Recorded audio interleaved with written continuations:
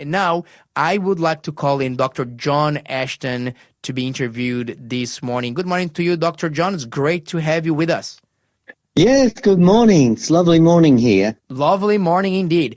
Dr. John, I actually wanted to talk to you about evidence. There's a growing number of people that say that the resurrection of Jesus is symbolic.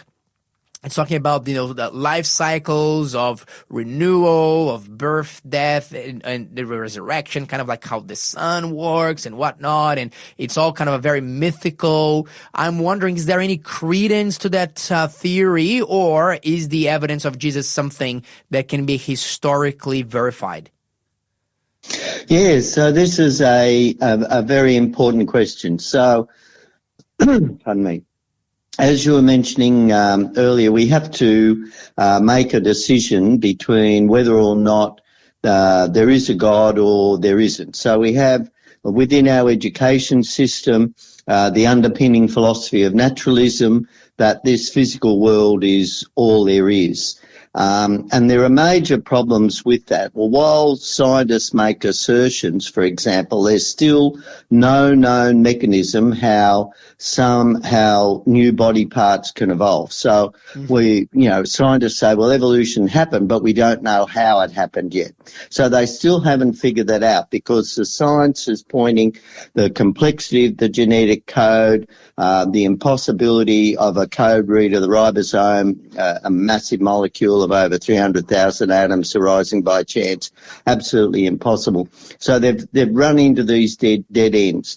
When we look at the origin of the universe, the James Webb Telescope has now revealed that the most distant light that we see coming from the most distant stars, which should be from the early part of the universe, is showing fully formed spiral galaxies, not some early Big Bang development of stars.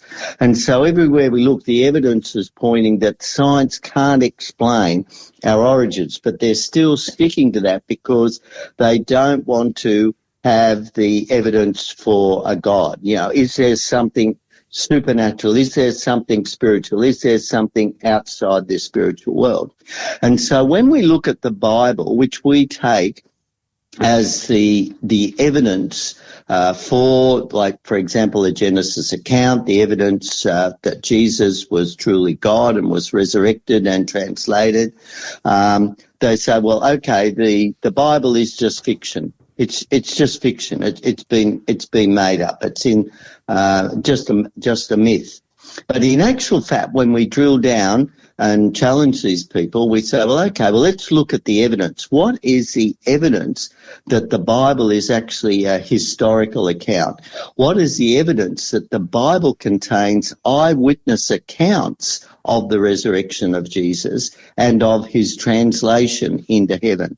And this is one of the very interesting things. If we look at, there's about over 5,500 partial or complete manuscripts of the New Testament in the original Greek language that have been catalogued, and we now have copies of, and over 9,000 early translations into Latin, Coptic, Arabic, and so forth.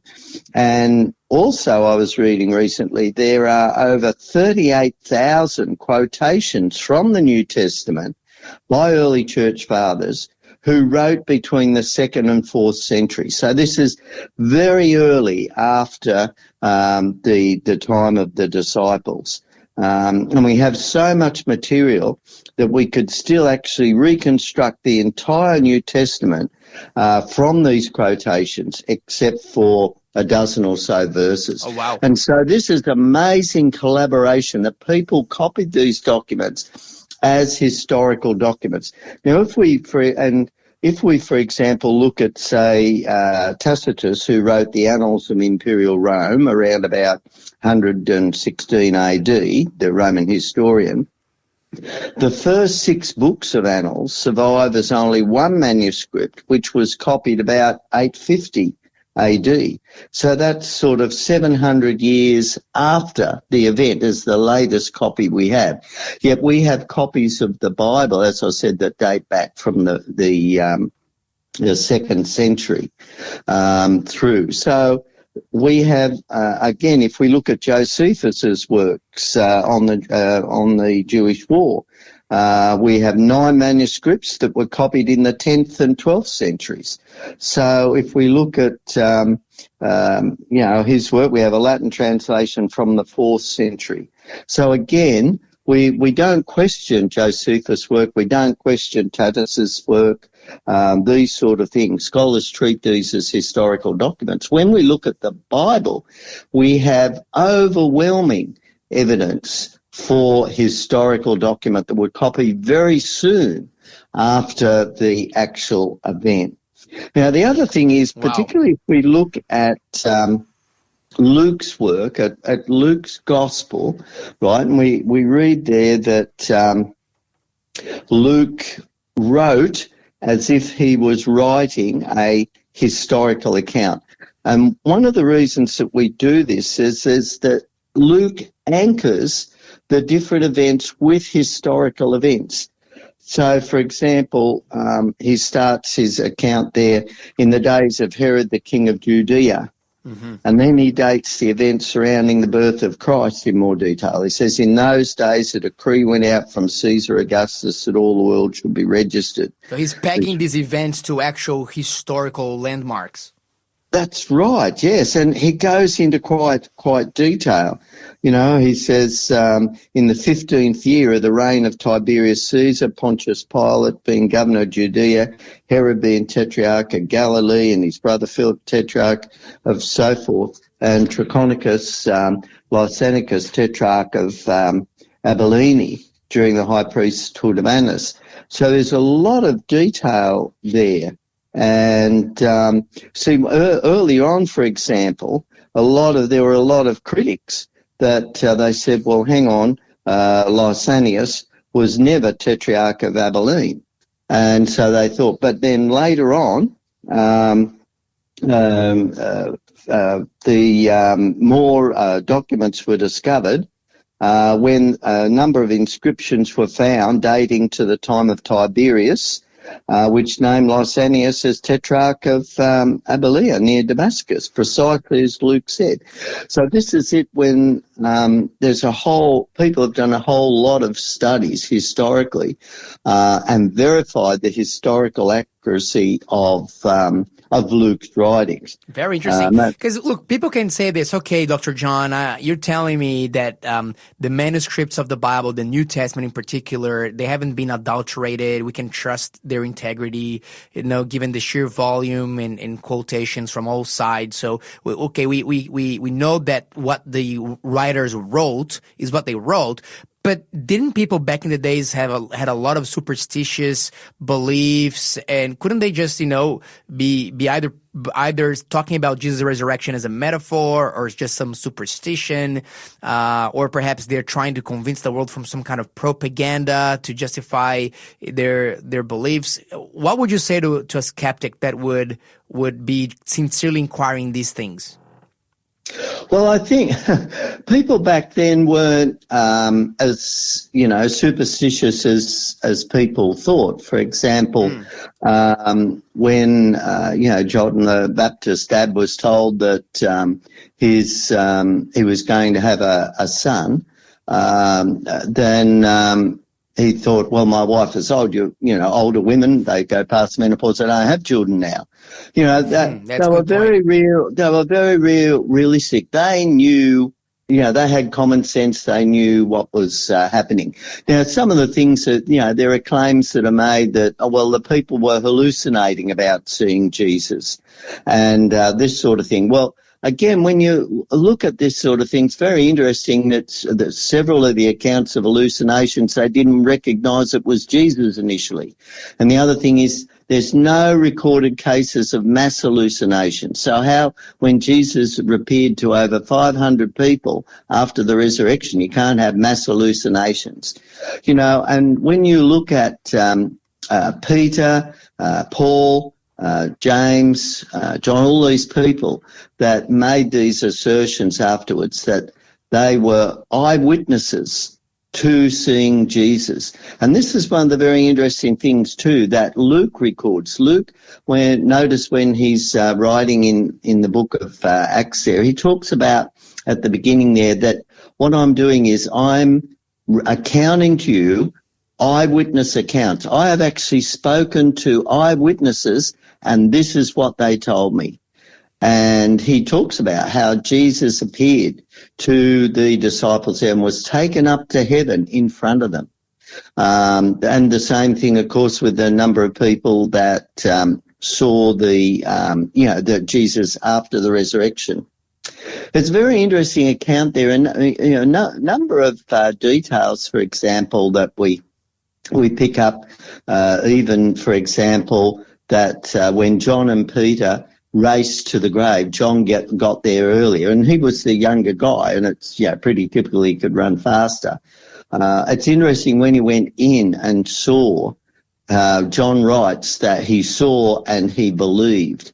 Now, it's very interesting because the resurrection of Jesus was very different to the resurrection of Lazarus. So when Lazarus was resurrected, remember Jesus said, go in and unwrap him. So Lazarus was resurrected as a healed human. He wasn't resurrected in his new spiritual body. And we need to use the term spiritual in that it refers to now the spiritual kingdom. Like we talk about a petrol car, we don't mean a car made out of petrol. We mean a car powered by petrol. Yes. If we talk about the Jesus spiritual body, we're talking about the body now in the spiritual kingdom, the new kingdom, what it will be like in the new earth.